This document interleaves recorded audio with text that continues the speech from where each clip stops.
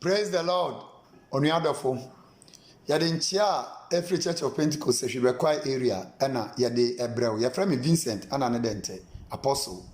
Na wotwe atwa mu no ye ne wo atwetwe enkomo. Ene wo ekasa edefa sade ye fa so eda ye ho adi. Ewo bra yakọ nsọhwe ene ohaw emu. Facing the reality of testing and trials in life. The reality of testing and trials in life. Yabu say nipa bia wo nsọhwe a eto no. Na nsọhwe eya ade a eto nipa enoma mienu pe ena ya etasi. Either say nipa no ebe passe nsọhwe no anase nipa no be feli nsọhwe no. Ede adwemdwe ho ane yahu say coronavirus a abayi bra ye wo mu yi no COVID-19 bra yi mu no. Eye nsọhwe pa na ewiase ni nyina no enam. Woni a woya Kristofo ne woni a wonya Kristofo nyina no omonam nsọhwe ba kumu COVID-19 ho nsọhwe ye namu. Na asembisa na eda ho ene say COVID-19 ebetwamu a wo be passe san nsọhwe na na say wo be feli e wo Kristo soma brabo mu. Na wotwetwa mu no yehu say ebinim kura wo hono mo ansọhwe no manya feli part 1. Obi atimi aba bebo omo amane ye say wo bie wo Bible mu a wo behunu enwi bi na fa gu nsuo mu nanom. Nsemo etiti say na sa wo koye pe na kire say wa feli wo nsọhwe no number 1 because Yesu moja Yesu din esombo say etimi gi agidifo enkwa a enye etirinwi bites na wo behye na wanom anya nkwa. Yesen hu wo yadusua ni mu every Job chapter 1 every verse 1 eko say Job ye obi a na wosuro onyankopon. Job ye obi a na wotene. Job ye obi a woyi ne ho firi boni mu. Na so ni nyina no nsọhwe beto no.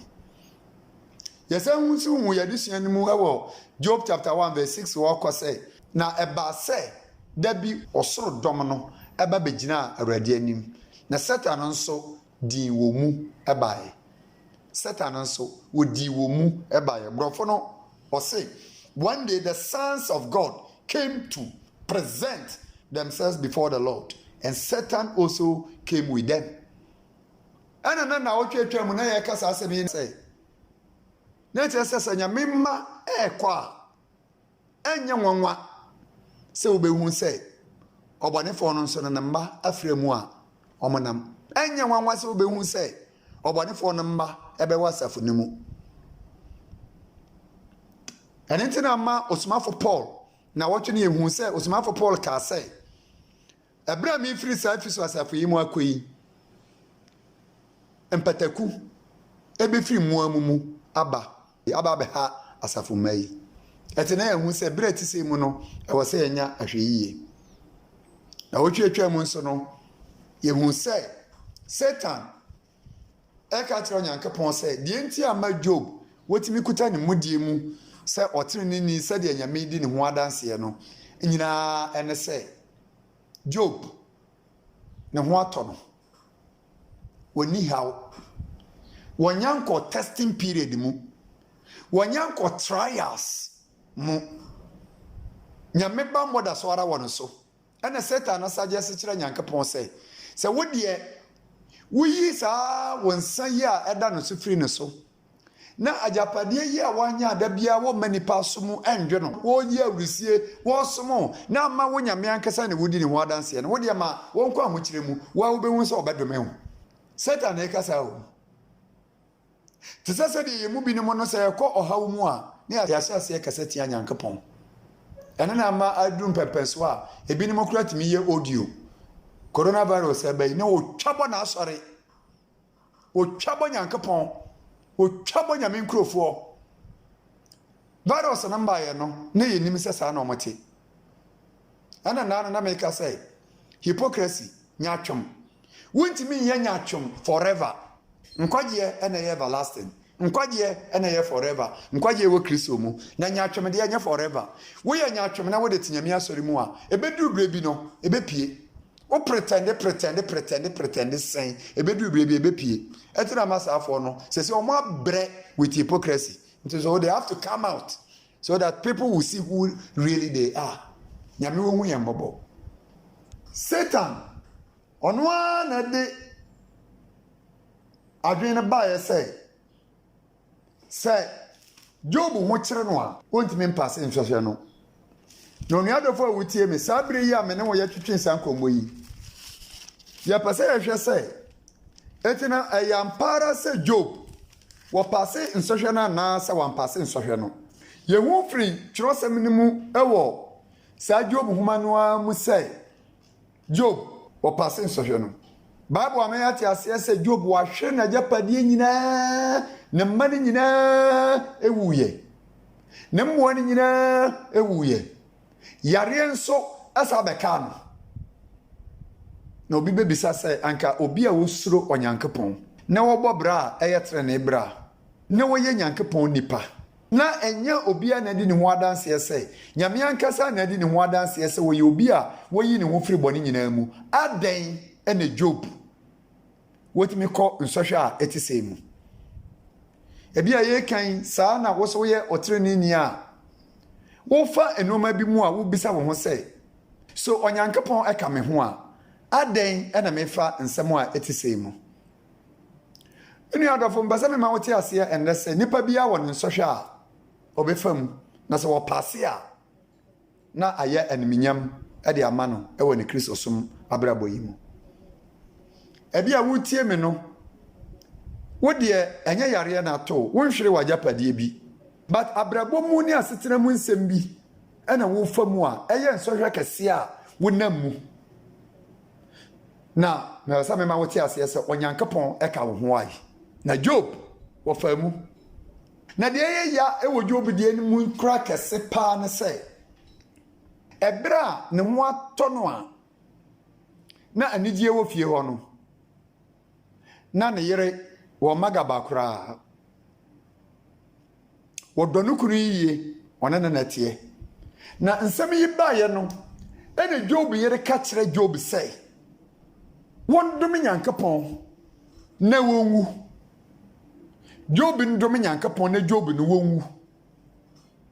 wode de Job yere eka ye na wode beto de Satan eka ye wo oni nyankopɔn enkomodie ni mu a wotimi hu sɛ nsɛm bi wɔ hɔ a ɛsɛ ɛna kyerɛ sɛ Satan ankasa nim sɛ yɛwɔ akristofo bi a anasɛ yɛwɔ nyame nkurofo bi a sɛ ɔhaw ba nsɔhwɛ ba amane ba pɛ asɛm a ɛbɛfiri n'ano no ɛnyɛ asɛm a ɛbɛhyɛ nyame anim nyam ɔno ankasa nim sɛ deɛ ndɛ yɛhu COVID-19 anasɛ coronavirus yɛyi ne ti nsɛm ahodoɔ a yɛmu bi ne mo ekeka ekire bi ne mo na na obi mmeka kra me yentie ne wo ka ne se aden ne yabɔ mpa ye ne yare no da so ara ewo ho onu adofo a wotie me hwe ma me nka se me nkyerɛ wo sanya me beje ne man a obeje ne man according to his will not according to your will na so mpaibo etimi ade nyina nti Bible ameyati ase se atrenefo mpa ye mu odin etimi ye ade nyina enu nti ana esese ye koso ara yesumfre nyankapon esan sei amaya omososo kra no omo mpanifo sei omo aya bre na esese de omo mamani so akere soro etino enya bra ye bo nyame sobo eni na moma ye bra ye ho ase na emu se nipa ye boni atia nyankapon nipa ya sobrache atia nyankopon sei na nka obi betimi asore atena ase aka sei ahwe nyame anim pa ahwe abode ye atwa ye hu asia de nyame aye a Bible kura ne wunima kenkan a hwe se de nyame abɔ wiase ne odom a wode adom nipa na nipa atimi asore ahwe nyame anim aka sei meme de ye frɛ me sei atheist na kyerɛ sei menji nyame bia ndi say na nipa betimi asore na waka say meme de me secular humanist me no me ye okra muni me ye okra emuni men jisunsumu ade biera eni because of say ya build laboratories ya what technology ya share laboratories mu a ya share lab equipments ni mu a yetimi hu virus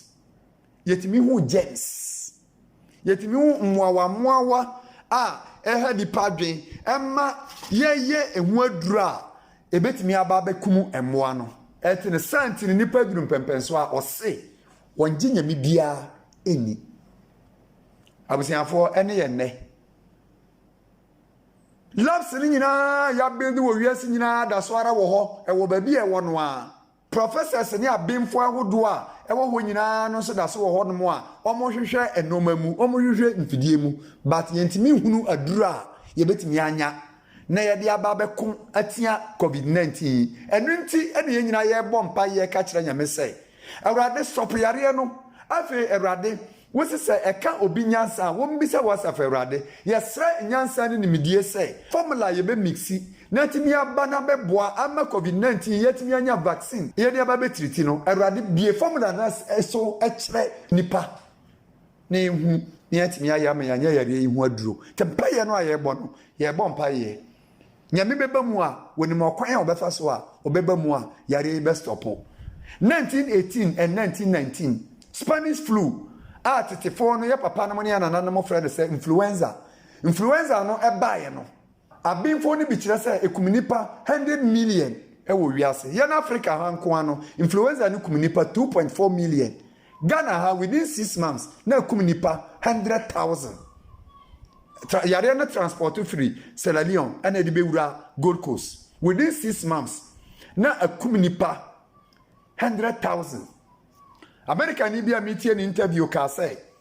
yare no kum na busianfo nyina no nko na kae o se se eche nipa no a within 2 to 3 hours na nipa na wu ba yare yi mpokra no ye influenza anase Spanish flu yi no eduru bra nyame bojo so say e wo say yare no kɔ no nyame na akwan hudo bebre so a stop yare no ama ehu aduro na ehu akade aba afiri say ya Christopher na ne bra ti say mu ne bra eye dene say na bompa yi a yenimdie yahu yenimdie anya yenimdie anya mitimi ye ono ana asochi sore ewe pono so a wakasa na asochi na no abrase Jesus Christ wokutatumi hallelujah ne satumi no Yesu kura no yenja ne dimbo da yeja Yesu dimbo a ho adi na yebebo ya duru bra obi ntimi nsori ndwane nkasa me ko hu me specialist wo abrechire specialist fo nyina ho akere wo medical consultants ho akere wo medical fellows omo ho akere wo why NSSA wudwane akwakoto ano and then 3 days I missed news no ne wo Italy mamu nko ano doctors nko 51 ana yare anya ku health workers ayare na aka wo no de omo na mpempem and say why wo ana obedwane akọ many adofo awutie me ebreti semu ana wo fa wo Kristo so mata de hye ebreti semu ana wo se wo hunu nyame a wo kuta ne wiase one na wiase ni nyina kura no one na wiase ni nyina kura no eti bie wakoma mu na ni nyame hene ne mbehye mu huan ni ani nyame hene no ani nyame hene no ne osoro nyankopon a wa bo soro ne asase na wode ne ndoba kro no maaye no se sedi onyankopon do ewiase ni ana wode ne ndoba kro no maaye wode obeji na edi ni won yira na obenya dankwa sedi onyankopon do ewiase ni hallelujah ma yendi sa Yesu ye chiwai Job ho asemo aye ka no ene Job yere ka kire Job se dominyame newu tieni yiye oba no a enepa aba Job ne no a enjoy no se di asama baaye no o se ne kunu no won dominyame ne wonwu tieni yiye o ono no ankasa dominyame ne won mekuye a ono no ankasa dominyame ne won mefa ye nko dominyame ne wu ko na mementrase nyame wo hu nipa mbobo oni adofo awutie me nti se ohaw ba sanete ene Job na danfo ba ko ye fe no build that ono nso no wo sane atemdie gu Job so Job ne nafofo ni nyina hyase ebo no sobo ebi ka se wo hantan ebi ka se ne bone ena ma wo hunu de wo hu no ena omu nyina kasa tia Job mena wo kasafa facing the reality of testing and trials. Facing the reality of testing and trials. Said ya wo faswa wo gi nsɔhwɛ bre ene amane bre ewo abrabomu. Onuadofo a wotie me sɛ wonya nkɔ trials wonya nkɔ testing time a ɛwɔ kristosumu a wonya hu sɛ de nipa te wonya hu sɛ de wiase te yɛmu bi ne mo no nyamesom no a yɛsom nyinaa yɛkɔ a yɛba yɛnigye nyinaa no sɛ yɛnya nwura nsɔhwɛ a ano ɔden mu na ɛno no na wowura mu na wopase a ɛna wotumi kasa de wo nsa si wo bo sɛ meyɛ Nyankopɔn ba na sɛ nsɔhwɛ no ba a ebire bia nsɔhwɛ bɛba no onuadɔfo a wotie me yɛwɔ ɔmo a mote sɛ Job a nsɔhwɛ ba a ɔmutumi gyina nsɔhwɛ na ano yɛwɔ ɔmo a ɔmo ɛkɛsɛ tia nyame a ɔmo ne te sɛ Job yere ɛna yɛwɔ ɔmo nso a ɔmo kɛsɛ tia wankasa no ansɔhwɛ na ato na ɔmo twe ɔmo ho firi wɔ hɔ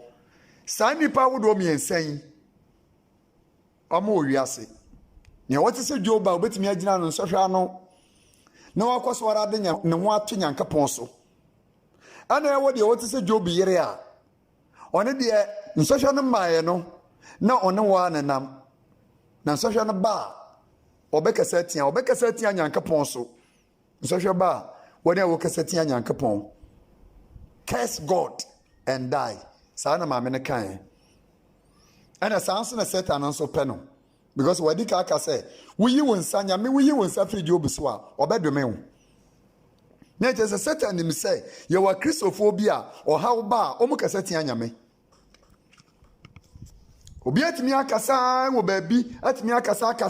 ɔne deɛ kora no asɔre a wɔti mu kora no anka yɛngu asɔre no na ne ho ntɔ no obi atumi akasa Job yere no mo ɔmo bi no Job yere no mo no bi ɛne saafo no ɔhaw aba a yɛhwehwɛ ɔhaw no ano na yɛpɛ yɛbɔ mpa yɛ na ɛwɔ sɛ yɛbɛn nyame no ɔne deɛ wanya fly up anya akasɛ anka Kristo so no kora yɛngu no na asɔre kora yɛngu no Job yere no mo no and there were 3 groups of people. The group that is like Job's wife, and the group that is like Job, and the group that is like Job's 3 friends. Job's 3 friends. The Job 3 friends and the omune de omon kasa nhyeda ntia nya mekase na mmom mekase tia wan kasa no awo nhwehwe ne mu na omatwe om ho afiri ho onuadofo a wotie me sasanete de ane na mene wo kasa ene da yi se ma wani mra wo ho so na fa wo to nyame so why ma wani emra wo ho so na fa wo to Nyankopon so why na nipa ho ahomete na nipa ho yehu enti de sasabre yi ansem yi abai ne kroma yi hu ne coronavirus ayi ne ti na nipa enwo akere no yi ma me mbisa wasem what is say Job ana ukota wumudie mu say Job ana say what is say Job yere ono no wo kasa tia Nyankopon yandom nyame yadome no who can curse God nyame nipa kura no nyame huhum ti ne mu no kura no yentimi ndome no kampesa nyame who can curse God but that is what Job's wife said. Job's wife said that the husband should curse God and die. Nyame yandome no. And the sabre what is say Job ana say what is say Job yere. Sansona me bisa was ana say what is say Job na nanfofo no. Ebra asama to yonko, ebra asama to nua, blame game. Ana wo bo. Ana wo sate na koma. Onyankopon wo hu yembobo. Nyame wo hu yembobo. And nti Yesu nko na betimi age wo nti na ma wo kan John chapter 15 verse 13. John 15 verse 13 was say greater love has no one than this. Greater love has no one than this. To lay down one's life for one's friends. Hallelujah. Odo Yesu di do ye no. Odo biere ni ono mo a ete se Yesu Kristo no do say. Wode no nkwa e de ato ho ama yen. Wode no nkwa e de ato ho ama wo. Wode no nkwa e de ato ho ama yen nyina, ma wiase nyina. Odo biere ni ho a e chensa. Me ma wate ase onuadofo a wotie me say Yesu do. Jesus Christ what do. Yesu do. Yesu pasa wajewo. Say what can John 3:16 I said the medical can say for God so loved the world that he gave his only begotten son that whoever believes in him shall not perish but have everlasting life. Onyankopon said there was a do wiase ni. Ana wode no doba kro no maaye obi biara wogi na di no ono no wonyira na mmom obanya dankwa sa dankwan ana nda yeto nsa fra wo sebra na beji hadisa wa mane afiri sa dankwan so a ya ma wate ase ese Yesu wo hu nipa mbobo emfa won de waye se bia ye kan kurai wonya tutumnika anya ko mixi etirinwi hu bites yi bia no kura Yesu watena na nsa wode wo bone be chewo eti sabra ne bekuta wo mudie mu onyame mu na emma no enkoba ne se coronavirus betwa mu no na waye wo ho poto edam ne nkikaye ene mpromponeye abebata wo Kristo so mo ho afi wankasa wotena ase ne wubu kompohwe wo nti a wotimi wo se yare na baaye affect wo nso no a wotimi antena wo nyame so mu yiye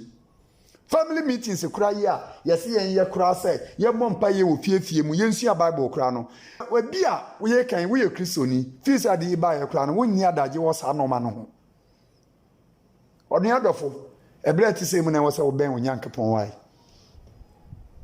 etinu to anamo na bre Yesu nchen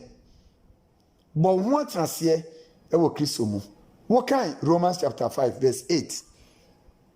Osman for Paul eka semi ho na maniji ho pa was but God demonstrates his own love for us in this while we were still sinners Christ died for us tieni yo na Onyankopon da no do edi akyereye ebrem pokura no ane yeda so ara ye ndeboneyefo ebrem pokura no ayeda so ara edauto Onyankopon ni tumi ebrem pono ayeda so ara ekesetia Onyankopon ebrem pono ayeda so ara ye de enye wonyame ani so no Kristo Yesu bewu ede maaye asakire na se Nyankopon kosora doye ama Yesu abewu amaye etimi ni adofo awutie mi emfa woni ba bia wakoduro emfa woni de trials and temptations e ba ye bia wanya feri won so hwa na baako e bia nsukura wa feri baako aferi mienu aferi miensa na so ni nyina mu no ebra ye da so ara ye ne bone efumpo Yesu Kristo ebewu jiye Jesus Christ watene nsa wonya hu ye yidie anidaso da so ara wo ho fa homa Yesu Kristo na wonje wo nkwa na wonu ho na wo pai mu ka wo bone a Yesu Kristo ye onokwafo ne otrene ni se wode wo bone ebechewo fa homa Kristo na ho nto so waya krado a de mekan kadimachi ende dai migidi se Yesu Kristo ye Onyankopon ba me bone nti ene wo bewu ye na osore ema me bimbu me ne benante me nkwanda nyina enti Erade boami amen so wakasa asemi menua adimachi dia ande na mene wo bompa ye na yatiefo nyina otumfo Onyankopon me de yatiefo de hyewonsa woni a waya krado se Erade woni wo ebenante Erade Yesu boni bia waye bia no fa wo mone chewo woni nso wote wonyame nan ase a noma beba kunu mienu bi yare yi huhu ane adinti atwe won afrigidie ni mu no Erade fa wo mone chewo nyina na sa ji won ebebata wo ho yesre ma wiase nyina se Erade yare pagya wonsa na ma yare ye tontwa na wo mma ende wo ho na enye ho akwanya embesomo wo kwan sron kosukra yada wase wo Yesu di mu amen Church of Pentecost Efibekwa area ena eno aka nyame asemi ya fra me Vincent ana ne dente apostle na ya kwasara ehye won kran se tena Awurade mu na fe bebia wo bia no se wa ya krado se wo ne ya besomo a hu Pentecost ni bia wo ho a obe boa na one wo akere wo bebia yesom na wo so watimi akosom nyame wo nhyira wo Yesu di mu amen